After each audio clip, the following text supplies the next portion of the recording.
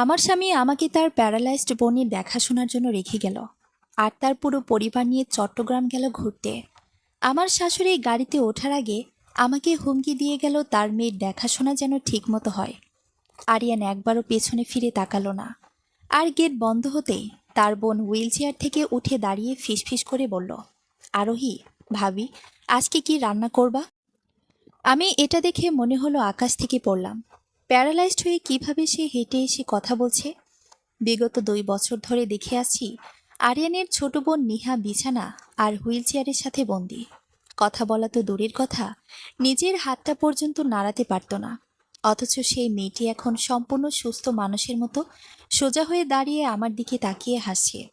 তার কণ্ঠস্বরে কোনো জড়তা নেই, চোখের দৃষ্টিতে সেই চিরচেনা শূন্যতা নেই। আমি ভয়ে এবং বিস্ময়ে কয়েক পা পিছিয়ে গেলাম। ড্রয়িং রুমের দেয়াল ঘড়িটার টিকটিক শব্দ তখন আমার কানে হাতুড়ির মতো বাজছিল। আমার মুখের অবস্থা দেখে নিহা ঠোঁটে আঙ্গুল চেপে ইশারা করলো চুপ থাকার জন্য। সে চট করে জানালার পর্দাটা একটু সরিয়ে উকি দিয়ে দেখলো বাইরের গাড়িটা চলে গেছে কিনা। তারপর নিঃশ্বাস ছেড়ে আমার দিকে ফিরল। ভাবি, অমন ভূত দেখার মতো তাকিয়ে আছো কেন? আমি নিহাই, তোমার ননদ। নিহাই একদম স্বাভাবিক ভঙ্গিতে সোফাটার ওপর বসল, যেন এতক্ষণ হুইল চেয়ারে বসে থাকার ক্লান্তি দূর করছে। আমি আমতা আমতা করে বললাম, নিহা, তুমি হাঁটতে পারো? তুমি কথা বলতে পারো? তাহলে এত বছর ধরে এই হুইল চেয়ার, এই বোবা সেজে থাকা, এসব কি? নিহাই একটা দীর্ঘশ্বাস ফেলল। তার চোখ দুটো হঠাৎ করে গম্ভীর হয়ে উঠল। সে বলল, যদি আজ ভাইয়া আর আম্মা চিটেগং না যেত, তবে এই অভিনয় আমাকে আরো কত বছর করতে হতো আমি জানি না। ভাবি, আজ তোমাকে সব বলবো, কিন্তু তার আগে আমাকে প্রমিস করো, আম্মা বা ভাইয়াকে কিচ্ছু জানাবে না। যদি জানাও, তবে আমার মরামুখ দেখবে। নিহার গলার স্বরে এমন একটা দৃঢ়তা আর একই সাথে আতঙ্ক ছিল যে আমি বাধ্য হয়ে মাথা নাড়লাম। আরিয়ানের সাথে আমার বিয়ে হয় তখন থেকে দেখে আসছি নিহা এই সংসারের এক প্রকার বোঝা। শাশুড়ি সারা দিন আমাকে খোঁটা দিতেন নিহার যত্ন নেওয়ার জন্য, আর আরিয়ান বোর্ডকে ভালোবাসার নাটক করলেও আদতে তাকে অবহেলাই করত। আজ তারা সবাই মিলে আনন্দ করতে চট্টগ্রাম গেল, আর আমাকে ফেলে গেল নিহার সেবা করার জন্য। কিন্তু এখন তো পুরো পাশাটাই উল্টে গেছে। আমি নিহার পাশে বসলাম। বলো নিহা, কি লুকাচ্ছ তোমরা? আর কেনই বা এই অভিনয়? নিহা আমার হাতটা শক্ত করে ধরল। তার হাতটা কাঁপছিল। ভাবি, আজ থেকে 3 বছর আগে আমি প্যারালাইজড ছিলাম না। আমি বিশ্ববিদ্যালয়ের সেকেন্ড ইয়ারের স্টুডেন্ট ছিলাম। তখন আমি একজনের সাথে সম্পর্কে জড়াই। ছেলেটা মধ্যবিত্ত ছিল, কিন্তু খুব সৎ ছিল। আমার ভাইয়া যখন জানতে পারে, তারা আমার উপর অমানসিক নির্যাতন শুরু করে। ভাইয়া একদিন তাকে ডেকে নিয়ে মারধর করে এবং এলাকা ছাড়া করে। আমি স্তব্ধ হয়ে শুনছিলাম। আরিয়ানের এই রূপ আমার জানা ছিল না। নিহা বলতে থাকলো, সেখানেই শেষ নয়। আম্মা আমার বিয়ে ঠিক করেন 60 বছরের এক ধনী প্রবাসীর সাথে। আমি রাজি হইনি। বিয়ের আগের রাতে ভাইয়া আমাকে একটা জুস খেতে দেয়। সেটা খাওয়ার পর থেকেই আমার পুরো শরীর অবশ হতে শুরু করে। আমি জ্ঞান হারাই। যখন হাসপাতালে জ্ঞান ফেরে, ডাক্তাররা বলেন আমি স্ট্রোক করেছি এবং আমার শরীরের নিচের অংশ আর কাজ করবে না। সাথে আমার কণ্ঠস্বরটাও চলে গেছে। তার মানে আরিয়ান তোমাকে বিষ দিয়েছিল? আমার গলার স্বর কাঁপছিল। বিষ নয় ভাবি, কোনো একটা কড়া ড্রাগস। কিন্তু ওপরওয়ালার ইচ্ছায় 1 বছর পর আমি আস্তে আস্তে সুস্থ হতে থাকি। প্রথমে আঙ্গুল নাড়াতে পারি, তারপর গলার স্বর ফিরে পাই। কিন্তু আমি বুঝতে পারি, আমি যদি সুস্থ হয়ে যাই, আম্মা আবার আমাকে ওই বুড়োটার কাছে বিক্রি করে দেবে, আর ভাইয়া আমার জীবনটা শেষ করে দেবে। তাই আমি সুস্থ হওয়ার পরেও অসুস্থতার অভিনয় চালিয়ে যাই। এই হুইল চেয়ারই গত 2 বছর ধরে আমার একমাত্র আশ্রয়। নিহার চোখ দিয়ে জল গড়াচ্ছিল। আমার নিজের অজান্তেই চোখ ভিজে উঠল। যে আরিয়ানকে আমি এত ভালোবাসতাম, যে শাশুড়িকে আমি এত সমীহ করতাম, তারা আসলে এতটা নিষ্ঠুর। তাহলে আজকে হঠাৎ আমার সামনে কেন আসলে? আমি জিজ্ঞেস করলাম। নিহা আমার দিকে তাকিয়ে একচিলতে হাসল। কারণ এই 6 মাসে আমি তোমাকে দেখেছি ভাবি। আমার ভাইয়া তোমার উপর যে মানসিক অত্যাচার করে, তা আমি হুইল চেয়ারে বসে বসে দেখতাম, আর ভেতরে ভেতরে পড়তাম। তুমি খুব ভালো মেয়ে। আজ সুযোগ এসেছে আমাদের দুজনেরই এই নরক থেকে বের হওয়ার। ওরা 4 দিনের জন্য গেছে। এই 4 দিন আমরা অভিনয় করব না, প্রাণ খুলে বাঁচব, আরেকটা নিখুঁত প্ল্যান করব। আমি জানালার বাইরে তাকালাম। আকাশটা মেঘলা হয়ে আসছে। নিহার কথাগুলো আমার মাথায় ঝড়ের মতো ঘুরছে। একদিকে আমার চেনা সংসার, আর অন্যদিকে এক নির্মম সত্য। আমি নিহার হাতটা চেপে ধরে বললাম, আজকে তোমার পছন্দের সর্ষে ইলিশ আর খিচুড়ি রান্না করব নিহা। আজ আমরা মন ভরে খাবো আর গল্প করব। তারপর ভাববো এই খাঁচা থেকে কিভাবে বের হওয়া যায়। নিহা হেসে উঠল। সেই হাসিতে কোনো পঙ্গুত্ব ছিল না, ছিল মুক্তির আনন্দ। খিচুড়ির সুগন্ধ আর সর্ষে ইলিশের ঝাঁঝালো ঘ্রাণে পুরো ঘরটা মোমো করছে। বাইরের আকাশে তখন কালো মেঘের ঘন ঘটা। ঝমঝমিয়ে বৃষ্টি নেমেছে ঢাকার বুকে। ডাইনিং টেবিলে বসে আমি আর নিহা খাচ্ছিলাম। বিগত 6 মাসে এই প্রথম এত তৃপ্তি করে খেতে দেখলাম। নিহা একটার পর একটা ইলিশের টুকরো মুখে তুলছে, আর তার চোখে উপচে পড়ছে এক অদ্ভুত চপলতা। যে মেয়েটা এতদিন শুধু জাউ ভাত আর তরল খাবার গিলেছে, তার ভেতরের আসল মানুষটাকে দেখে আমার বুকটা হালকা হয়ে গেল। খাওয়া শেষ করে নিহা তৃপ্তির একটা নিঃশ্বাস ফেলে বলল, হাতে যে এত জাদু আছে ভাবি, আগে তো বুঝিনি। ওই ডাইনি বুড়ি আর তোমার গুণধর স্বামী তো তোমাকে এই কমাসে স্রেফ রাঁধুনি বানিয়ে রেখেছিল। আমি মৃদু হাসলাম, কিন্তু হাসির আড়ালে একটা চাপা দীর্ঘশ্বাস লুকিয়ে রইল। বললাম, এখন এসব কথা থাক নিহা। তুমি বললে না একটা নিখুঁত প্ল্যান করতে হবে। 4টে দিন কিন্তু চোখের পলকে কেটে যাবে। তারপর ওরা ফিরলে কি হবে? নিহার মুখের হাসিটা এক নিমিষে মিলিয়ে গেল। সে টেবিল থেকে উঠে ড্রয়িং রুমের সোফাটায় গিয়ে বসল। আমিও তার পিছু পিছু গেলাম। জানালার বাইরে বৃষ্টির বেগ আরও বাড়ছে, ঠিক যেমনটা বাড়ছে আমার মনের ভেতরের ঝড়। আমাদের প্রথম কাজ হলো প্রমাণ জোগাড় করা, ভাবি। নিহা নিচু স্বরে বলল, যেন ঘরের দেয়ালগুলোরও কান আছে। ভাইয়া যে ড্রাগস ব্যবসায়ী, আরেকজন আন্ডারওয়ার্ল্ডের মানুষের সাথে জড়িত, সেটার সব ডকুমেন্ট ভাইয়ার ঘরের আলমারির লকারে আছে। আমি চমকে উঠলাম। আরিয়ান ড্রাগস ব্যবসায়ী? যে মানুষটা একটা নামকরা মাল্টিন্যাশনাল কোম্পানিতে বড় পদে চাকরি করে, তার আড়ালে এত বড় অন্ধকার? নেহা বলতে থাকলো, হ্যাঁ ভাবি, আমাকে যে ড্রাগস দেওয়া হয়েছিল সেটা ভাইয়া ল্যাব থেকে আনিয়েছিল। লকারের চাবিটা ভাইয়া সবসময় তার পার্সের ভেতরের চেন পকেটে রাখে। কিন্তু এবার তাড়াহুড়ো করে যাওয়ার সময় সে একটা ভুল করে গেছে। কি ভুল? আমি অধীর হয়ে জিজ্ঞেস করলাম। নেহা মুচকি এসে তার কামিজের পকেট থেকে একটা রূপোলি চাবি বের করলো। ভাইয়া তার অফিসের ড্রয়ারের ডুপ্লিকেট চাবিটা ড্রেসিং টেবিলের ওপর ফেলে গেছে, আর ওই ড্রয়ারে থাকে লকারের আসল চাবিটা। আমি কাল রাতে ভাইয়া ঘুমানোর পর এটা সরিয়ে ফেলেছিলাম।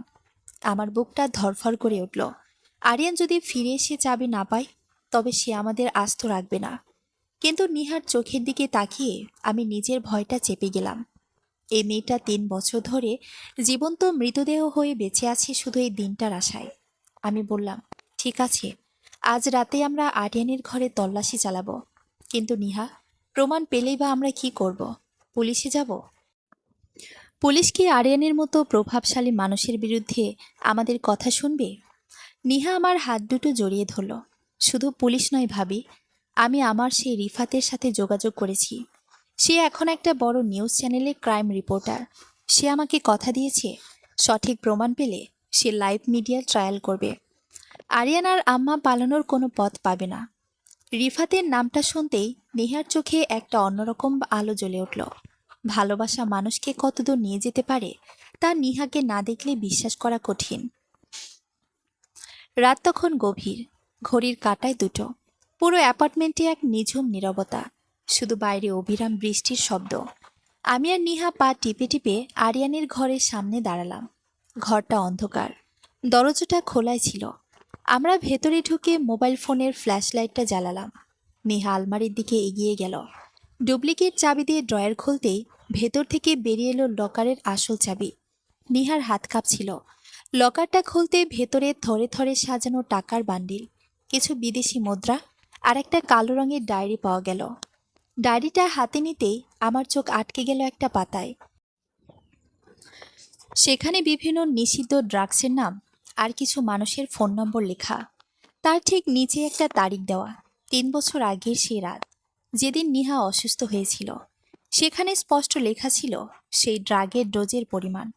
পেয়ে গেছি ভাবি, এটাই সেই প্রমাণ। নেহা উত্তেজিত হয়ে ফিসফিস করে উঠল। ঠিক তখনই ড্রয়িং রুমে একটা বিকট শব্দ হলো, যেন ল্যান্ডফোনের রিসিভারটা আছড়ে খেয়ে পড়েছে মেঝেতে। আমি আর নিহা ভয়ে জমে গেলাম। ফ্ল্যাশ লাইটটা চট করে নিভিয়ে দিলাম। এই মাঝরাতে ঘরে কে আসবে? চোর? নাকি আরিয়ানরা ফিরে এলো? অন্ধকারের মাঝে আমরা শুনতে পেলাম ভারী পায়ের জুতো খোলার শব্দ। ড্রয়িং রুমের লাইটটা জ্বলে উঠল। দরজার ফাঁক দিয়ে উঁকি দিতেই আমার কলিজা শুকিয়ে গেল। আরিয়ান দাঁড়িয়ে আছে, তার পুরো শরীর ভেজা, চোখ দুটো রক্তবর্ণ। সে ড্রয়িং রুমের মাঝখানে দাঁড়িয়ে চিৎকার করে ডাকল, আরোহী, আরোহী, কোথায় তুমি? এত রাতে লাইট বন্ধ কেন? আমার আর নিহার পায়ের তলার মাটি তখন সরে গেছে। নিহা তখনও সোজা দাঁড়িয়ে, ডায়েরিটা হাতে। আরিয়ান যদি এই অবস্থায় নিহাকে দাঁড়িয়ে থাকতে দেখে, তবে আজই আমাদের শেষ দিন। আরিয়ানের গলার আওয়াজে আমার সমস্ত শরীর হিম হয়ে গেল। নিহা আমার দিকে তাকালো। তার চোখে এক সেকেন্ডের জন্য তীব্র আতঙ্ক খেলে গেলেও পরক্ষণেই সে নিজেকে সামলে নিল। এই মেয়েটা গত 3 বছর ধরে মৃত্যুর মুখে দাঁড়িয়ে অভিনয় করছে। তার সাহস আমার চেয়ে অনেক বেশি। সে চট করে কালো ডায়েরিটা তার কামিজের ভেতরে গুজে ফেলল। তারপর ফিসফিস করে বলল, ভাবি, ড্রয়ার আর লকার আটকে চাবিটা আগের জায়গায় রাখো। আমি ড্রয়িং রুমে যাচ্ছি। তুমি পাগল হয়েছ নিহা? আমার ঠোঁট কাঁপছিল। আরিয়ান তোমাকে দাঁড়িয়ে থাকলে দেখলে সব শেষ হয়ে যাবে। ও জানালার দিকে মুখ করে দাঁড়িয়ে আছে, জুতো খুলছে। আমি ফ্লোরে হামাগুড়ি দিয়ে হুইল চেয়ারে গিয়ে বসি। তুমি ঠিক 3 মিনিট পর ড্রয়িং রুমে যাবে, তার আগে নয়। নিহার এক মুহূর্ত নষ্ট করল না। সে বিড়ালের মতো নিঃশব্দে মেঝেতে ওপর হয়ে আরিয়ানের ঘরের অন্ধকার থেকে বেরিয়ে এলো। আমি কাঁপতে কাঁপতে লকারটা আটকালাম। চাবিটা ড্রেসিং টেবিলের ওপরে ঠিক যেভাবে ছিল সেভাবে রাখলাম। বুকটা এমনভাবে ধরফর করছিল যেন এখনই ফেটে যাবে। মোবাইল ফোনের আলো নিভিয়ে একটা গভীর নিঃশ্বাস নিলাম। তারপর অন্ধকারের মাঝেই পা টিপে টিপে ড্রয়িং রুমের দিকে এগোলাম। ড্রয়িং রুমে আসতেই আমার চোখ গেল হুইল চেয়ারের দিকে। নিহা সেখানে বসা, তার মাথাটা একপাশে হেলে আছে, চোখ দুটো অর্ধেক খোলা, ঠিক যেমনটা সে গত 2 বছর ধরে অভিনয় করে আসছে। তার সে অবিশ্বাস্য ক্ষিপ্রতা দেখে আমি মনে মনে তাকে সেলুট জানালাম। আরিয়ান সোফায় বসে কপালে হাত দিয়েছিল। তার গায়ের শার্টটা ভেজা, চুলগুলো উস্কো খুস্কো। আমাকে দেখে সে চোখ তুলে তাকালো। সেই চোখে ক্লান্তি আর এক অদ্ভুত হিংস্রতা। কোথায় ছিলে এতক্ষণ? ঘর অন্ধকার কেন? আরিয়ানের গলার স্বর প্রচণ্ড রুক্ষ। আমি গলার কাছে দলা পাখি আসা ভয়টা গিলে বললাম, নেহা বিছানায় ঘুমাচ্ছিল না, কেমন যেন ছটফট করছিল। তাই ওকে হুইল চেয়ারে বসিয়ে একটু ড্রয়িং রুমে এনেছিলাম। বাইরে এত ঝড় বৃষ্টি, তাই লাইট নিভিয়ে জানালার পাশে বসেছিলাম। কিন্তু তুমি? তোমার তো চিটাগং থাকার কথা। মা আর বাকিরা কোথায়? আরিয়ান উঠে দাঁড়িয়ে সোফার ওপর তার ভেজা জ্যাকেটটা ছুঁড়ে মারল। রাস্তার মাঝে আমাদের গাড়ি অ্যাক্সিডেন্ট করেছে। কুমিল্লার কাছাকাছি গিয়ে একটা ট্রাক আমাদের ধাক্কা দেয়। কি? আমি সত্যি সত্যি আটকে উঠলাম। মা, মা ঠিক আছে তো? আমার ডান হাত ভেঙে গেছে, হাসপাতালে ভর্তি করা হয়েছে। আপার দুলাভাই আম্মার সাথে কুমিল্লায় আছে। আমি একটা জরুরি ফাইল আর ল্যাপটপ নিতে ব্যাক করেছি। ভোরের ট্রেনে আবার চলে যাব। আরিয়ান বলতে বলতে তার নিজের ঘরের দিকে এগোতে লাগলো। জরুরি ফাইল? আমার মনে হলো আমার হৃৎপিণ্ডটা এক মুহূর্তের জন্য থমকে গেছে। আরিয়ান যদি লকার খোলে আর ডায়েরিটা না পায়, তবে সে এই মুহূর্তে এই ঘরকে রক্তগঙ্গা বানিয়ে ছাড়বে। আমি নিহার দিকে তাকালাম। নিহার চোখের মণিটা সামান্য নড়ল। সে আমাকে শান্ত থাকার ইশারা করল। আমি আরিয়ানের পিছু পিছু ঘরে ঢুকলাম। আরিয়ান আলমারির দিকে না গিয়ে সরাসরি ওয়াশরুমে ঢুকে গেল শাওয়ার নেওয়ার জন্য। পানির শব্দ শুরু হতেই আমি দ্রুত নিহার ঘরের দিকে গেলাম। নিহা তখন হুইল চেয়ারে ঘুরিয়ে নিজের ঘরের দরজায় চলে এসেছে। সেই ডায়েরিটা বের করে আমার হাতে দিল। ভাবি, এটা তোমার কাছে রাখো। ভাইয়া যদি লকার খোলে আর ডায়েরি না পায়, তবেও পুরো ঘর ওলটপালট করবে। এই ডায়েরি কোনোদিন আমার ঘরে খুঁজবে না, কারণ ওর ধারণা আমি পঙ্গু। কিন্তু তোমার ঘরও চেক করতে পারে। তাই এটা এই মুহূর্তে এমন কোথাও লুকাও যেখানেও কল্পনাই করতে পারবে না।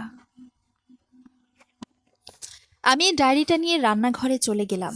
চালের ড্রামের একদম তলায় চালের ভেতরে ডায়েরি গুজে দিয়ে ওপরে আবার চাল চাপা দিয়ে দিলাম। 10 মিনিট পর আরিয়ান ওয়াশরুম থেকে বের হলো। তার পরনে এখন শুকনো ট্রাউজার আর টি শার্ট। সে সোজা আলমারির দিকে গেল। ড্রেসিং টেবিল থেকে চাবিটা তুলে নিয়ে সে লকারটা খুলল। রান্নাঘরের কোণা থেকে আমি আর নিহা দরজার ফাঁক দিয়ে দম বন্ধ করে তাকিয়ে রইলাম। আরিয়ান লকার খুলে ভেতরের টাকা আর ফাইলের তাড়া দেখল। তারপর সে ডায়েরিটা খোঁজার জন্য হাত বাড়ালো, কিন্তু সেখানে ডায়েরিটা নেই। আরিয়ানের পুরো শরীর শক্ত হয়ে গেল। সে ঝড়ের বেগে লকারের সব জিনিস বাইরে ছুঁড়ে ফেলতে লাগলো। তার মুখটা রাগে লাল হয়ে উঠেছে। সে চিৎকার করে উঠল, আরোহী, আরোহী, এদিকে এসো। আমি রান্নাঘর থেকে বের হয়ে তার ঘরে গেলাম, যেন কিছুই জানি না। কি হয়েছে আরিয়ান, এত চিৎকার করছো কেন? আরিয়ান আমার চুলগুলো মুঠো করে ধরল। তার চোখ দিয়ে যেন আগুন ঝরছে। আমার আলমারিতে একটা কালো ডায়েরি ছিল, ওটা কোথায়? এই ঘরে আমি ছাড়া শুধু তুমি ঢুকেছ। ডায়েরিটা কোথায় রেখেছ মুখ ফুটে বলো, না হলে আজ তোমার লাশ এই ঘর থেকে বের হবে। পাশে হুইলচেয়ারে বসা নিহার হাত দুটো শক্ত হয়ে মুষ্টিবদ্ধ হয়ে গেল। আমি আরিয়ানের হিংস্র রূপের সামনে দাঁড়িয়ে থরথর করে কাঁপছিলাম, কিন্তু আমার মনের ভেতরে তখন অন্য এক আরোহী জেগে উঠছে। আরিয়ানের শক্ত হাতের মুঠোর চাপে আমার মাথার চামড়া যেন ছিঁড়ে আসছিল। ব্যথায় আমার চোখ ফেটে জল বেরিয়ে এলো, কিন্তু আমি দাঁতে দাঁত চেপে নিজেকে শক্ত রাখলাম। আজ যদি আমি ভেঙে পড়ি, তবে নিহার 3 বছরের সাধনা আর আমাদের দুজনের মুক্তির শেষ আলোটুকু চিরতরে নিভে যাবে। আমি আরিয়ানের চোখের দিকে সোজাসুজি তাকিয়ে কান্নার অভিনয়ে গলা কাঁপিয়ে বললাম, আরিয়ান, প্লিজ আমার চুল ছাড়ো। আমি কসম খেয়ে বলছি, আমি তোমার কোনো ডায়েরির কথা জানি না। লকার তো তুমি চাবি দিয়ে আটকে রেখেছিলে। চাবি তোমার কাছে ছিল। আমি কিভাবে তোমার লকার খুলব? নাটক করবি না আরোহী। আরিয়ান আমাকে একটা ঝটকা দিয়ে দূরে ঠেলে দিল। আমি ছিটকে গিয়ে ড্রেসিং টেবিলের কোণায় ধাক্কা খেলাম। সে ঘর জুড়ে পায়চারি করতে করতে উন্মাদের মতো হাসল। চাবি ড্রেসিং টেবিলে ছিল। তুই কি ভাবিস আমি কিছু বুঝি না? এই বাড়িতে তুই আর ওই পঙ্গু মেয়েটা ছাড়া আর কে আছে? ওর নড়তেও পারে না। তাহলে ডায়েরিটা হাওয়া হয়ে গেল কিভাবে? সে ঝড়ের বেগে আমার আলমারি, কাপড়ের ড্রয়ার সব টেনে টেনে মেঝেতে ফেলে দিতে লাগলো। তার এই রূপ দেখে মনে হচ্ছিল সে একটা জলজান্ত পিশাচ। ঘরের কোনায় হুইলচেয়ারে বসা নেহার দিকে আমি তাকালাম। নেহার চোখ দুটো লাল হয়ে উঠেছে। তার পুরো শরীর কাঁপছে রাগে। সে হয়তো আর সহ্য করতে পারছে না। আমি চোখের ইশারায় নিহাকে শান্ত থাকতে বললাম, ও যদি এখন উঠে দাঁড়ায় তবে আরিয়ান ওকে মেরে ফেলবে। পুরো ঘর ওলটপালট করে যখন আরিয়ান কিছুই পেল না, তখন সে হনহন করে রান্নাঘরের দিকে এগিয়ে গেল। আমার বুকের ভেতর তখন 1000টা ড্রাম একসাথে বাজছে। ডায়েরিটা তো চালের ড্রামে। আরিয়ান কি ওখানে খুঁজবে? আমি দ্রুত তার পিছু পিছু রান্নাঘরে গেলাম। আরিয়ান ফ্রিজ, কেবিনেট সব টান দিয়ে খুলছে আর জিনিসপত্র মেঝেতে আছাড় মারছে। এক পর্যায়ে তার চোখ গেল কোনায় রাখা চালের ড্রামটার দিকে। সে ড্রামের ঢাকনাটা সশব্দে খুলে ফেলল। আমার দম যেন আটকে গেল। আমি মনে মনে সৃষ্টিকর্তাকে ডাকতে লাগলাম। আরিয়ান ড্রামের ভেতর হাত ঢোকালো। চালের ওপরের অংশটা ওলটপালট করলো। কিন্তু ঠিক তখনই ড্রয়িং রুম থেকে একটা বিকট শব্দ হলো, কারো পড়ে যাওয়ার শব্দ, আর তার সাথে একটা কাঁচ ভাঙার আওয়াজ। আহ! নিহার গলা থেকে একটা অস্পষ্ট গঙ্গানির মতো তীব্র আর্তনাদ ভেসে এলো। আরিয়ান চালের ড্রাম থেকে হাত বের করে ভ্রুকুচকে ড্রয়িং রুমের দিকে তাকালো। সে চালের একদম তলানি পর্যন্ত হাত পৌঁছানোর আগেই নিহার আওয়াজ তাকে থামিয়ে দিল। আরিয়ান রান্নাঘর থেকে বের হয়ে ড্রয়িং রুমে ছুটে গেল। আমিও তার পেছনে গেলাম। ড্রয়িং রুমে গিয়ে যা দেখলাম তাতে আমার বুক কেঁপে উঠল। নিহা হুইলচেয়ার থেকে মেঝেতে পড়ে গেছে। পাশে থাকা কাচের সেন্ট্রাল টেবিলটা ভেঙে চুরমার হয়ে গেছে এবং নিহার ডান হাতের তালু কেটে গলগল করে রক্ত বের হচ্ছে। নিহা মেঝেতে পড়ে ছটফট করছে আর গঙ্গাচ্ছে। নিহা নিজের হাত কেটে আরিয়ানকে রান্নাঘর থেকে সরিয়ে এনেছে। ডায়েরিটা বাঁচানোর জন্য সে নিজের শরীরকে ক্ষত বিক্ষত করতেও দ্বিধা করেনি। আরিয়ান এক মুহূর্ত নিহার দিকে তাকালো। তার চোখে বোনের জন্য কোনো মায়া ছিল না, ছিল চরম বিরক্তি। উফ, একটার পর একটা ঝামেলা। এমনিতেই মেজাজ খারাপ, তার উপর এই পঙ্গুর ন্যাকামি। আমি আর দেরি না করে নিহার পাশে বসে পড়লাম। আঁচল দিয়ে তার হাতটা চেপে ধরলাম রক্ত বন্ধ করার জন্য। নেহা ব্যথায় ফ্যাকাশে হয়ে যাওয়া মুখে আমার দিকে তাকিয়ে চোখ দিয়ে এক পলক ইঙ্গিত করল ডায়েরিটা সুরক্ষিত আছে। আমি আরিয়ানের দিকে তাকিয়ে চিৎকার করে বললাম, আরিয়ান, তোমার ডায়েরি কেউ চুরি করেনি। তুমি হয়তো অফিসে ওটা রেখে এসেছো। এখন নিজের বোনের এই অবস্থা দেখেও তোমার ডায়েরির নেশা কাটছে না? ও যদি মরে যায়? পুলিশ কিন্তু অ্যাক্সিডেন্টের কেস ছেড়ে মার্ডারের কেস ফাইল করবে। পুলিশের নাম শুনতেই আরিয়ান একটু থমকালো। সে পকেট থেকে ফোন বের করে ঘড়ি দেখল। রাত তখন প্রায় 4টে বাজে। ভোরের ট্রেন ধরতে হবে তাকে। সে একটা দীর্ঘশ্বাস ফেলে বলল, ঠিক আছে, আমি অফিসে গিয়ে দেখব। কিন্তু মনে রাখিস আরোহী, চিটাগং থেকে ফিরে এসে যদি আমি ডায়েরি না পাই, তবে তোকে আর এই পঙ্গু বোনকে আমি এই ছাদ থেকে নিচে ফেলে দেব। কেউ জানবেও না। আরিয়ান তার ল্যাপটপ ব্যাগ আর জরুরি ফাইলের তাড়াটা সোফা থেকে তুলে নিল। তারপর আর এক মুহূর্ত না দাঁড়িয়ে নিজের রক্তাক্ত বোনকে মেঝেতে ফেলে রেখে ফ্ল্যাটের মেন গেটটা দড়াম করে আটকে চলে গেল। গেটের আওয়াজটা হতে ড্রয়িং রুমে এক অদ্ভুত নীরবতা নেমে এলো। আমি নিহার হাতটা আরও শক্ত করে ধরলাম। নিহা আস্তে আস্তে উঠে বসল। তার হাত থেকে তখনও রক্ত ঝরছে, কিন্তু তার মুখে বিজয়ের এক অদ্ভুত হাসি। সে ফিসফিস করে বলল, কাউন্টিং শুরু হয়ে গেছে ভাবি, আর মাত্র 3 দিন। শয়তানটার ধ্বংসের কাউন্টডাউন শুরু হয়ে গেছে। বাইরে ভোরের আলো ফুটতে বৃষ্টির বেগ কিছুটা কমে এলো, কিন্তু ড্রয়িং রুমের মেঝেতে ছড়িয়ে থাকা ভাঙা কাচ আর রক্তের দাগগুলো রাতের সেই ভয়াবহতার সাক্ষী দিচ্ছিল। আমি দ্রুত ফার্স্ট এইড বক্স এনে নিহার হাতের ক্ষতটা পরিষ্কার করে ডেটল আর ব্যান্ডেজ দিয়ে ভালো করে বেঁধে দিলাম। নিহার চোখ দুটো ক্লান্তিতে বুজে আসছিল, কিন্তু তার ঠোঁটের কোণে তখনও সে বিজয়ের চিলতে হাসিটা লেপ্তেছিল। খুব লেগেছে রে নিহা? আমি ওর কপালে হাত বুলিয়ে দিতে দিতে জিজ্ঞেস করলাম। চোখ দুটো ভিজে এলো আমার। নিহা মাথা নেড়ে বলল, ওহো ভাবি, যে মানুষটা নিজের ভালোবাসাকে চোখের সামনে হারিয়েছে, 3 বছর ধরে একটা জড় বস্তুর মতো পড়ে থেকে নিজের জীবনটা ধ্বংস হতে দেখেছে, তার কাছে এই সামান্য কাছের আঘাত কিছুই না। আরিয়ান চলে গেছে, এটাই আমাদের সবচেয়ে বড় জয়। আমি একটা দীর্ঘশ্বাস ফেলে ভাঙা কাজগুলো কুড়াতে লাগলাম।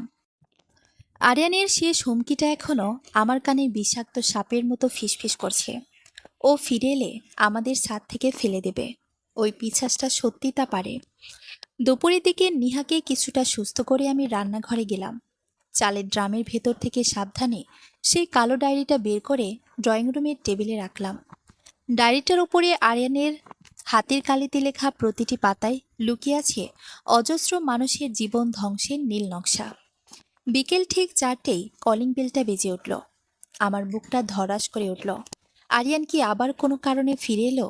আমি নিহার দিকে তাকালাম। নিহা ততক্ষণে আবার হুইল চেয়ারে গিয়ে নিজের চিরচেনা পঙ্গুর অভিনয় ধারণ করেছে। আমি পা টিপে টিপে দরজায় আইহোল দিয়ে তাকালাম। বাইরে একজন সুদর্শন প্যান্ট শার্ট পরা যুবক দাঁড়িয়ে আছে। তার চোখে মুখে এক তীব্র উদ্বেগ।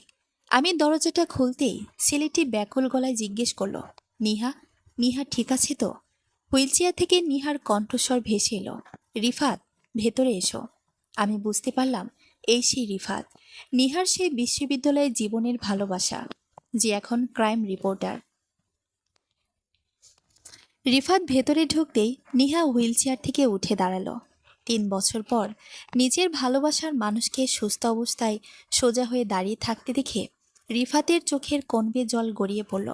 সে এক ছুটে গিয়ে নিহাকে জড়িয়ে ধরতে চাইল, কিন্তু নিহা আলতো করে তাকে থামিয়ে দিল। এখন আবেগের সময় না রিফাত, আমাদের হাতে আর মাত্র 3 দিন সময় আছে। তারপর আরিয়ান আর আম্মা চিটাগং থেকে ফিরে আসবে। নিহা অত্যন্ত দৃঢ় গলায় বলল। রিফাত নিজেকে সামলে নিয়ে টেবিলের ওপর রাখা কালো ডায়েরিটার দিকে তাকালো। তুমি ফোনে যা বলেছ সব কি ডায়েরিতে আছে? হ্যাঁ। আমি এগিয়ে গিয়ে ডায়েরিটা রিফাতের হাতে দিলাম। এখানে আরিয়ানের সব অবৈধ ড্রাগস, ব্যবসার অ্যাকাউন্ট, ক্লায়েন্টদের নাম আর নিহাকে যে ড্রাগ দিয়ে প্যারালাইজড করা হয়েছিল তার ল্যাব রিপোর্ট আর ডেসক্রিপশনও আছে। এটা দিয়ে কি আরিয়ানকে আটকানো যাবে? রিফাত ডায়েরির পাতাগুলো উল্টাতে উল্টাতে স্তম্ভিত হয়ে গেল। তার চোয়াল শক্ত হয়ে উঠল। আটকানো যাবে মানে? আরিয়ান শুধু ড্রাগ ডিলার নয়, ও একটা আন্তর্জাতিক চক্রের সাথে জড়িত। এই ডায়েরিটা যদি আমি সরাসরি পুলিশের আইজির কাছে নিয়ে যাই, তবে আরিয়ানের ফাঁসি বা যাবজ্জীবন নিশ্চিত। কিন্তু কিন্তু কি রিফাত? নেহা অধীর হয়ে জিজ্ঞেস করল। আরিয়ান খুব প্রভাবশালী। আমরা যদি এখন সাধারণ ডায়েরি করি বা আইনি নোটিশ পাঠাই, ও জামিন পেয়ে যাবে, কিংবা ডায়েরির চুরির অপরাধে তোমাদের ওপরেই কেস করে দিতে পারে। আমাদের এমন কিছু করতে হবে যাতে ও পালানোর বা আইনকে টাকা দিয়ে কেনার কোনো সুযোগই না পায়। রিফাত ডায়েরিটা ব্যাগে পরে নিল। তাহলে উপায়? আমি চিন্তিত হয়ে বললাম। রিফাত আমার দিকে তাকিয়ে একটু হাসল। আগামী পরশুদিন আরিয়ানের কোম্পানির একটা বড় অ্যানুয়াল ইভেন্ট আছে ঢাকার একটা 5 স্টার হোটেলে। সেখানে মিডিয়া লাইভ কভারেজ থাকবে। আমি আমার চ্যানেল থেকে সেই লাইভ ব্রডকাস্টের দায়িত্ব পেয়েছি। আরিয়ানকে আমরা আইনি উপায় নয়, সরাসরি লাইভ মিডিয়া ট্রায়ালে ধরব। পুরো দেশের সামনে ওর আসল চেহারাটা উন্মোচন করব। প্ল্যানটা শুনে আমার গায়ের লোম খাড়া হয়ে উঠল। আরিয়ানের অহংকার আর ক্ষমতার দম্ভ যেখানে সবচেয়ে উঁচুতে থাকবে, ঠিক সেখানেই ওকে আছাড় মেরে ফেলা হবে। রিফাত নিহার ব্যান্ডেজ করা হাতটার দিকে তাকিয়ে ব্যথিত গলায় বলল, আর মাত্র 2 দিন নিহা, তারপর সে হুইল চেয়ার। এই অন্ধকারের খাঁচা সব চিরতরে শেষ হয়ে যাবে। আমি আসছি, তোমরা সাবধানে থেকো। রিফাত চলে যাওয়ার পর পুরো ফ্ল্যাটে আবার এক থমথমের নীরবতা নেমে এলো। আমরা এখন বাঘের গুহায় বসে বাঘকে শিকার করার ফাঁদ পাচ্ছি। পরদিন বিকেলে আচমকা আমার ফোনে আরিয়ানের নম্বর থেকে একটা কল এলো। ফোনটা রিসিভ করতেই ওপাশ থেকে আরিয়ানের বরফ শীতল কণ্ঠস্বর ভেসে এলো, আরোহী, আমার হাত প্লাস্টার করা শেষ। আমরা কাল সকালের ফ্লাইটে ঢাকা ফিরছি। আর হ্যাঁ, আমি ডায়েরিটা আমি অফিস ড্রয়ারে পাইনি, তার মানে ওটা ঘরে আছে। কাল আমি এসে যদি ওটা না পাই, তবে ঢাকায় পা দিয়েই প্রথম কাজ হবে তোমাদের দুজনকে দুনিয়া থেকে সরিয়ে দেওয়া। তৈরি থাকিস। ফোনটা কেটে গেল। আমার হাত থেকে মোবাইলটা মেঝেতে পড়ে গেল। আরিয়ান পরশু নয়, কাল সকালেই ফিরছে। অথচ রিফাতের লাইভ ট্রায়ালের প্ল্যান তো পরশুদিনের জন্য। আমি নিহার দিকে তাকালাম। নিহার চোখের মণি দুটো তখন কাঁপছিল। আমাদের সময় ফুরিয়ে এসেছে। কাল সকালে আরিয়ান ঘরে ঢোকার পর যদি ডায়েরি না পায়, তবে রিফাতের পরশুদিনের লাইভ ট্রায়াল দেখার জন্য আমরা আর বেঁচে থাকব না। আরিয়ানের হুমকি ফোনের ওপাশ থেকে এসে যেন পুরো ঘরের বাতাসকে ভারী করে দিয়ে গেল। কাল সকাল, তার মানে আমাদের হাতে আর মাত্র কয়েক ঘন্টা সময় আছে। এর মধ্যে কিছু একটা না করতে পারলে কাল সূর্য ডোবার আগেই এই ফ্ল্যাটে 2টো লাশ পড়ে থাকবে। আমি কাঁপতে কাঁপতে নিহার পাশে গিয়ে বসলাম। নিহার ব্যান্ডেজ করা হাতটা কাঁপছিল, কিন্তু তার চল দুটো শক্ত। সে চট করে তার বালিশের তলা থেকে একটা ছোট বাটন ফোন বের করলো, যেটা সে সবার চোখ ফাঁকি দিয়ে লুকিয়ে রাখত। সে দ্রুত রিফাতকে ফোন লাগালো। ওপাশ থেকে রিফাত ফোন ধরতেই নিহা শ্বাসরুদ্ধকর গলায় বলল, রিফাত, প্ল্যান চেঞ্জ করতে হবে। আরিয়ান পরশু নয়, কাল সকালে ফ্লাইটে ঢাকা ফিরছে। ও জেনে গেছে ডায়েরিটা ঘরেই আছে। কালো এসে ডায়েরি না পেলে আমাদের মেরে ফেলবে। ফোনের ওপাশে রিফাত কয়েক সেকেন্ড স্তব্ধ হয়ে রইল। তারপর তার গম্ভীর গলা ভেসে এলো, ঠান্ডা মাথায় শোনো নিহা, ভয়ের কিছু নেই। আরিয়ান কাল সকালে ফিরলে আমাদের প্ল্যান আরও সহজ হয়ে যাবে। 5 স্টার হোটেলের ইভেন্টের জন্য আমাদের যে সেট আপ নেওয়ার কথা ছিল, সেটা আমি কাল সকালেই তোমাদের ফ্ল্যাটে করব। ফ্ল্যাটে? কিন্তু লাইভ মিডিয়া ট্রায়াল কিভাবে হবে? আমি পাশ থেকে উদ্গ্রীব হয়ে জিজ্ঞেস করলাম। রিফাত বলল, ভাবি, আমি আমার বিশ্বস্ত একটা অভিভ্যান নিয়ে কাল ভোর 5টায় আপনাদের অ্যাপার্টমেন্টের নিচে পজিশন নেব।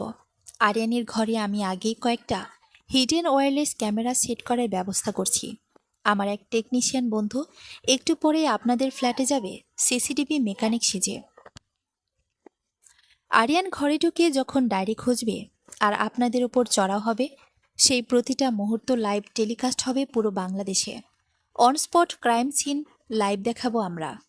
রিফাতের কথা শুনে আমার মেরুদণ্ড দিয়ে এক হিম শীতল স্রোত বয়ে গেল। তার মানে কাল সকালে এই চেনা ড্রয়িং রুমটাই একটা ফাঁদে পরিণত হতে যাচ্ছে। রাত তখন 8টা। রিফাতের পাঠানো সেই টেকনিশিয়ান ছেলেটি এলো। সে অত্যন্ত নিখুঁতভাবে ড্রয়িং রুমের দেয়াল ঘড়ির ভেতরে আলমারির কোনায় আর টিভির ওপরে 3টে অতি ক্ষুদ্র হিডেন ক্যামেরা বসিয়ে দিয়ে গেল। ক্যামেরাগুলোর অ্যাঙ্গেল এমনভাবে সেট করা হলো যাতে আরিয়ানের প্রতিটি মুভমেন্ট এবং তার হিংস্র চেহারা পরিষ্কার দেখা যায়। সিলেটে চলে যাওয়ার পর শুরু হলো আমাদের জীবনের দীর্ঘতম এক রাত। নিহা আর আমি সারা রাত চোখের পাতা এক করতে পারলাম না। ডাইনিং টেবিলে বসে আমরা শুধু ঘড়ির কাঁটার দিকে তাকিয়ে রইলাম। রাত 1টা, 2টো, 3টে, 4টে। ভোর 5টায় জানালার পর্দা সরিয়ে দেখলাম অ্যাপার্টমেন্টের উল্টো দিকের গলির অন্ধকারে একটা কালো রঙের মাইক্রোবাস এসে দাঁড়িয়েছে। ওটাই রিফাতের অভিভ্যান। নিহার ফোনে রিফাতের মেসেজ এলো, we are ready, just be strong. সকাল ঠিক 7টা। বাইরে হালকা কুয়াশা আর মেঘলা আকাশ। ঠিক তখনই ফ্ল্যাটের মেইন গেটে চাবি ঘোরানোর শব্দ হলো। খটাস করে লক খোলার আওয়াজটা যেন আমাদের ডেট ওয়ারেন্টের মতো শোনালো। দরজা খুলে ভেতরে ঢুকলো আরিয়ান, তার পেছনে শাশুড়ি, যার ডান হাতটা ব্যান্ডেজ দিয়ে গলার সাথে ঝুলিয়ে রাখা। আরিয়ানের চোখ দুটো রাতের ঘুম না হতে লাল জবা ফুলের মতো দেখাচ্ছিল। সে ভেতরে ঢুকে সোজা ড্রয়িং রুমে এসে দাঁড়ালো। নিহা যথারীতি হুইল চেয়ারে মাথা নিচু করে বসে বোবা আর পঙ্কুর অভিনয় করছিল। আরিয়ান তার হাতে ট্রাভেল ব্যাগটা মেঝেতে ছুঁড়ে মেরে আমার দিকে তাকালো। ডায়েরিটা বের কর আরোহী, আমার ধৈর্যের পরীক্ষা নিস না। আরিয়ানের গলার স্বর এতটাই নিচু আর ঠান্ডা ছিল যে তা যে কোনো সাধারণ মানুষকে ভীতিগ্রস্ত করে তোলার জন্য যথেষ্ট। আমি শক্ত হয়ে দাঁড়িয়ে বললাম, আমি তোমাকে আগেই বলেছি আরিয়ান, আমি কোনো ডায়েরির কথা জানি না। তুমি শুধু শুধু আমাকে সন্দেহ করছো। ও, এখনও নাটক? আরিয়ান এক লাফে আমার সামনে এসে আমার গলার পেছনের চুলগুলো টেনে ধরল। শাশুড়ি পাশ থেকে ভাঙা গলায় চিৎকার করে উঠলেন, মার এই ছুরি কি আরিয়ান? এর অনেক বার বেড়েছে। চিটাগং যাওয়ার পর থেকেই আমার মন বলছিল এই মেয়ে আমাদের কোনো বড় ক্ষতি করবে। আরিয়ান আমাকে টেনে হিঁচড়ে আলমারির সামনে নিয়ে গেল। শেষবারের মতো বলছি, ডায়েরিটা কোথায়? ওটা আমার লাইফের সব থেকে বড় সিক্রেট। ওটা হারালে আমি শেষ, আর আমি শেষ হওয়ার আগে তোদের শেষ করে যাব। সে পকেট থেকে একটা চকচকে সুইস নাইফ বের করে আমার গলার কাছে ধরল। ঠিক এই মুহূর্তে ক্যামেরার ওপারে থাকা রিফাতের সিগন্যালে পুরো বাংলাদেশের টেলিভিশন স্ক্রিনে লাইভ ব্রেকিং নিউজ শুরু হয়ে গেছে। Live crime scene. এক নামকরা কর্পোরেট কর্মকর্তার আড়ালে লুকিয়ে থাকা ড্রাগ ডিলারের আসল চেহারা। লক্ষ লক্ষ মানুষ তখন টিভির সামনে স্তব্ধ। আরিয়ান তখনও জানে না সে নিজের মৃত্যু ফাঁদে পা দিয়ে ফেলেছে। সে ছুরির অগ্রভাগটা আমার গলায় সামান্য চেপে ধরে বলল, বলবি না? ঠিক আছে, আগেই পঙ্গু বোনকে দিয়ে শুরু করি, দেখি ও কতদিন পঙ্গু সেজে তোকে বাঁচাতে পারে। আরিয়ান ছুরি উঁচিয়ে হুইল চেয়ারে বসা নিহার দিকে ধেয়ে গেল। আমার মুখ দিয়ে চিৎকার বেরিয়ে এলো, আরিয়ান না! কিন্তু আরিয়ান নিহার বুকের কাছে ছুরিটা নেওয়ার আগেই ঘটল সে অবিশ্বাস্য ঘটনা। নেহা ঝড়ের গতিতে হুইল চেয়ার থেকে উঠে দাঁড়িয়ে আরিয়ানের ছুরিশুদ্ধ হাতটা খপ করে ধরে ফেলল। আরিয়ানের চোখ দুটো বিস্ময়ে প্রায় কপাল ছুঁয়ে গেল। যে বোন 3 বছর ধরে পঙ্গু, সে কিভাবে তার হাত চেপে ধরল? নেহা আরিয়ানের চোখের দিকে তাকিয়ে সিংহীর মতো গর্জে উঠল, অনেক হয়েছে ভাইয়া। 3 বছর আগে ড্রাগস দিয়ে আমার শরীর অবশ করেছিলে, কিন্তু আমার আত্মা পঙ্গু করতে পারোনি। তোমার পাপের ঘর আজ পূর্ণ। নিহার বজ্রকঠিন হাতের মুঠোয় আরিয়ানের ছুরিশুদ্ধ হাতটা অবরুদ্ধ হয়ে রইল। 3 বছর ধরে যে মেয়েটাকে আরিয়ান জড় পদার্থ ভেবে অবহেলা করেছে, তার শরীরে যে এত শক্তি লুকিয়ে থাকতে পারে তা আরিয়ানের কল্পনারও বাইরে ছিল। সে অবিশ্বাস্য চোখে নিহার দিকে তাকিয়ে রইল, যেন কোনো জ্যান্ত ভূত দেখছে। পাশ থেকে শাশুড়ি আতঙ্কে এক পা পিছিয়ে গিয়ে ভাঙা গলায় চিৎকার করে উঠলেন, নিহা, নিহা তুই দাঁড়িয়ে আছিস? তুই কথা বলছিস? এ কেমন ডাইনি বিদ্যা! ডাইনি বিদ্যা নয় আম্মা, এটা ওপরওয়ালার বিচার। নিহা আরিয়ানের হাতটা একটা তীব্র ঝটকায় মুচড়ে দিল। আরিয়ানের হাত থেকে লুইস নাইফটা মেঝেতে পড়ে গেল ঝনঝন শব্দে। আরিয়ান ব্যথায় কোকিয়ে উঠে অন্য হাত দিয়ে নিহাকে আঘাত করতে চাইল। ঠিক তখনই আমি আর চুপ করে থাকলাম না। কোনো কিছু না ভেবেই পাশে থাকা কাচের ফুলদানিটা তুলে নিয়ে আরিয়ানের পিঠে দিলাম সজোরে বাড়ি। আরিয়ান ছিটকে গিয়ে সোফার উপর পড়ল। পিঠের ব্যথায় আর অপমানে সে হিংস্র পশুর মতো গর্জে উঠল, তোদের দুজনকে আমি আজ কেটে টুকরো টুকরো করব। আমার ডায়েরি নিয়ে তোরা পার পাবি না। সে সোফা থেকে উঠে আবার আমাদের দিকে ধেয়ে আসতে চাইল। কিন্তু ঠিক তখনই ফ্ল্যাটের মেইন গেটটা প্রচণ্ড শব্দে ভেঙে ভেতরে ঢুকল একদল সশস্ত্র পুলিশ। আর তাদের ঠিক সামনে ক্যামেরা আর বুম হাতে দাঁড়িয়ে আছে রিফাত। পুলিশের পেছনে পেছনে রিফাতের চ্যানেলের লাইভ ব্রডকাস্টের বড় বড় লাইট আর ক্যামেরা ড্রয়িং রুমে প্রবেশ করল। আরিয়ানার শাশুড়ি কিং কর্তব্যে বিমূঢ় হয়ে চোরের মতো দাঁড়িয়ে রইলেন। পুলিশ অফিসার আরিয়ানের দিকে রিভলভার তাক করে বললেন, হ্যান্ডস আপ আরিয়ান সাহেব। নড়াচড়ার চেষ্টা করলেই গুলি করতে বাধ্য হব। আরিয়ান তখনও তার ক্ষমতার দম্ভ দেখিয়ে বলল, অফিসার, আপনারা কার ঘরে ঢুকেছেন জানেন? কোনো ওয়ারেন্ট ছাড়া একটা নামকরা কর্পোরেট অফিসারের গায়ে হাত দেওয়ার সাহস আপনাদের কে দিল? এ মেয়ে দুটো পাগল, এরা চক্রান্ত করে আমাকে ফাঁসাচ্ছে। রিফাত এগিয়ে এসে তার হাতের ডায়েরিটা আরিয়ানের চোখের সামনে তুলে ধরল। তারপর ক্যামেরার দিকে তাকিয়ে শান্ত গম্ভীর গলায় বলতে লাগল, দর্শক, এই সেই কালো ডায়েরি যার এই মুহূর্তে পুরো বাংলাদেশের মানুষের চোখ খুলে দিয়েছে। আমরা এতক্ষণ আপনাদের যে লাইভ ক্রাইম সিন দেখাচ্ছিলাম তার মূল হোতা এই আরিয়ান। এই ডায়েরিতে শুধু কোটি কোটি টাকার নিষিদ্ধ ড্রাগস পাচারের হিসাবে নেই, বরং ৩ বছর আগে নিজের আপন বোনকে ড্রাগ দিয়ে পঙ্গু করার নির্মম সত্যটাও তার নিজের হাতে লেখা আছে। পুরো বাংলাদেশ আজ লাইভ দেখেছে কিভাবে সে নিজের স্ত্রী আর বোনের গলায় ছুরি ধরছিল। টেলিভিশনের পর্দায় তখন লাখ লাখ মানুষ আরিয়ানের এই পতন দেখছিল। আরিয়ানের এত বছরের তৈরি করা মুখোশটা এক নিমিষে ধূলিসাৎ হয়ে গেল। তার কপালে তখন ভয়ের ঘাম জমে উঠেছে। সে বুঝতে পারল এবার আর টাকা বা ক্ষমতা দিয়ে এই মিডিয়া ট্রায়াল বা পুলিশের হাত থেকে বাঁচার কোনো পথ নেই। পুলিশ অফিসার আরিয়ানের হাতে হাতকড়া পরালেন। শাশুড়ি তখন মেঝেতে বসে কান্নাকাটি শুরু করেছেন, বাবা পুলিশ, আমার ছেলে নির্দোষ, সবেই অলক্ষী আরোহীর দোষ, ও আমার সংসারটা খাইল। পুলিশ অফিসার শাশুড়ির দিকে তাকিয়ে কঠোর গলায় বললেন, চুপ করুন মহিলা, অপরাধের সহযোগিতা করা এবং নিজের মেয়ের উপর হওয়া নির্যাতন লুকিয়ে রাখার অপরাধে আপনাকেও গ্রেফতার করা হলো, নিয়ে যাও এদের। পুলিশ যখন আরিয়ান আর শাশুড়িকে টেনে হিস্ট্রে গাড়ির দিকে নিয়ে যাচ্ছিল, আরিয়ান একবার পিছন ফিরে আমার দিকে তাকালো। সেই চোখে আর কোনো হিংস্রতা ছিল না, ছিল এক চরম পরাজয়ের গ্লানি। আমি আর পিছনে তাকালাম না। যে আরিয়ান এক সময় আমার পৃথিবী ছিল, আজ তাকে আমার স্রেফ একটা বিষাক্ত অতীত মনে হলো। ঘরটা আস্তে আস্তে খালি হয়ে গেল। পুলিশ, মিডিয়া কর্মী সবাই চলে যাওয়ার পর ড্রয়িং রুমে রয়ে গেলাম শুধু আমি, নেহা আর রিফাত। বাইরে মেঘ কেটে গিয়ে তখন এক চিলতে সোনালি রোদ এসে পড়েছে আমাদের ড্রয়িং রুমের জানালার পাশে। নিহার রিফাতের দিকে তাকালো। রিফাতের চোখে তখন আনন্দের অশ্রু। ৩ বছরের দীর্ঘ অপেক্ষা আর লড়াই আজ সফল হয়েছে। রিফাত নিহার ব্যান্ডেজ করা হাতটা আলতো করে নিজের হাতের মুঠোয় নিল। নেহা আমার দিকে ফিরে আমার হাত দুটো জড়িয়ে ধরল। তার চোখ দিয়ে জল গড়াচ্ছিল, কিন্তু সেই জল দুঃখের নয়, মুক্তির। ভাবি, আজ থেকে আমি স্বাধীন। এই মায়াচ্ছন্ন দেয়াল আর এই অন্ধকারের খাঁচা থেকে আজ আমাদের মুক্তি হলো। তুমি না থাকলে আমি কোনোদিন এই নরক থেকে বের হতে পারতাম না। আমি নিহাকে বুকে টেনে নিলাম। আমার নিজের মনের ভেতরও সব মেঘও যেন এক নিমিষেই কেটে গেল। এতদিন এই সংসারে আমি ছিলাম শুধু একজন অবহেলিত গৃহবধূ, কিন্তু আজ আমি একজন বিজয়ী নারী। আমরা দুজনে জানালার পাশে গিয়ে দাঁড়ালাম। রোদের আলোয় ঢাকার আকাশটা আজ ভীষণ সুন্দর লাগছিল। আমাদের সামনে এখন এক নতুন দিগন্ত, এক নতুন জীবন, যেখানে কোনো ভয় নেই, কোনো অভিনয় নেই, আছে শুধু স্বাধীনভাবে বেঁচে থাকার অনাবিল আনন্দ। সমাপ্ত। কেমন লাগলো গল্পটি আশা করি কমেন্ট করে জানিয়ে যাবেন। ধন্যবাদ সবাইকে।